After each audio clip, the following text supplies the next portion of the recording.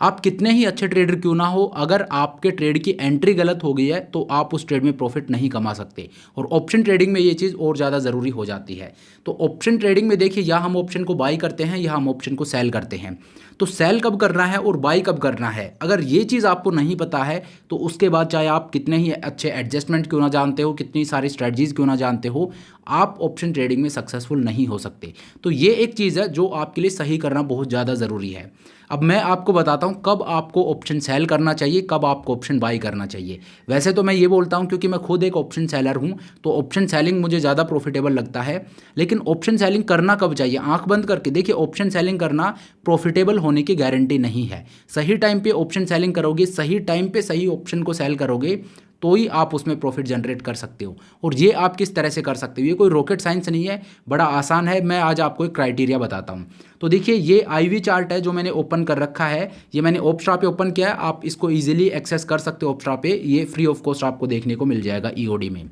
तो देखिए, इसमें एक क्राइटेरिया है और वो ये है कि ये चार्ट आप देखिए, ये वाला, इसमें आपको हिस्टोरिकल वॉलेटिलिटी और इम्प्लाइड वॉलेटिलिटी दोनों देखने को मिलेंगी।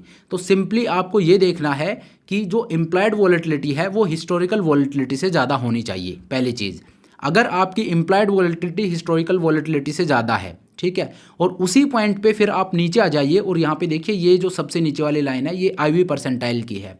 अगर IV परसेंटाइल 50 से ऊपर है, ठीक है, IV परसेंटाइल 50 से ऊपर है और इम्प्लाइड वॉलेटिलिटी हिस्टोरिकल वॉलेटिलिटी से ऊपर है, अगर ये दोनों क्राइटेरिया आपके फुलफिल हो रहे हैं तो आप वहाँ पे ऑप्शन सेल कर सकते हो।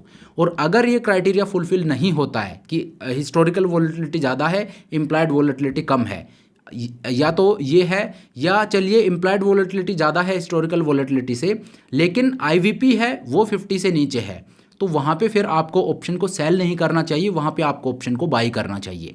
तो ऑप्शन सेलिंग का और ऑप्शन बाइंग का ये क्राइटेरिया है। इसको आप देखिए, काफ़ी इजी टू एक्सेसिबल चीज़ ये है।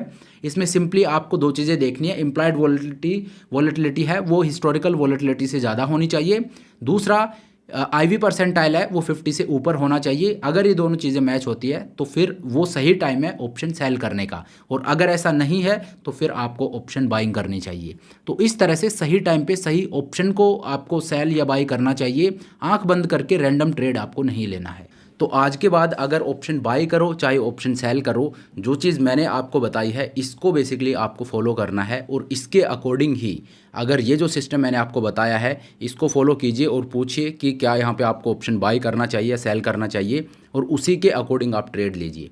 अगर वॉलेटिलिटी परसेंटाइल ज़्यादा है या हिस्टोरिकल वॉलेटिलिटी से इम्प्लाइड वॉलेटिलिटी ज़्यादा है तो वहाँ पे ऑप्शन बाइंग करने की गलती मत कीजिए, वहाँ पे आपको ऑप्शन सेल ही करना है।